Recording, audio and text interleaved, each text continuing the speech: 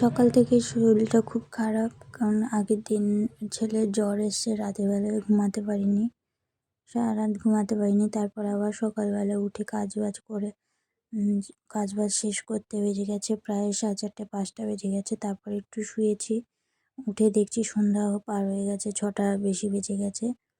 তো তারপর সন্ধ্যা দিয়ে আমি তাড়াতাড়ি চা করতে আসলাম, কারণ কাজে বসতে হবে, মাল দিয়ে গেছে, কাজগুলো তুলে দিতে হবে।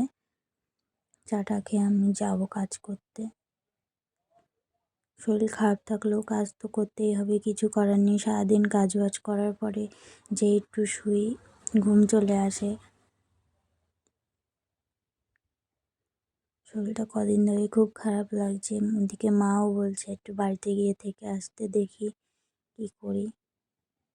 বাড়ি গিয়ে আবার থাকলে এদিকে ও যেহেতু বাড়িতে কেউ নেই, ওরও খাওয়ার অসুবিধা হয়ে যায়, এর জন্য আমি বাপের বাড়ি খুব একটা যাই না।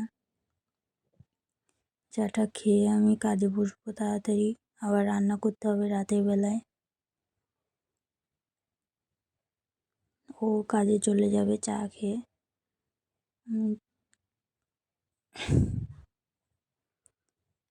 ভয়েস শুনেই বুঝতে পারছো যে আমার শরীরটা খুব খারাপ। এদিকে বাবুরও জ্বর এসছে, ওর শরীর খুব খারাপ, ও নিচে থাকতে চাইছে না, কোলেই থাকছে সব সময়।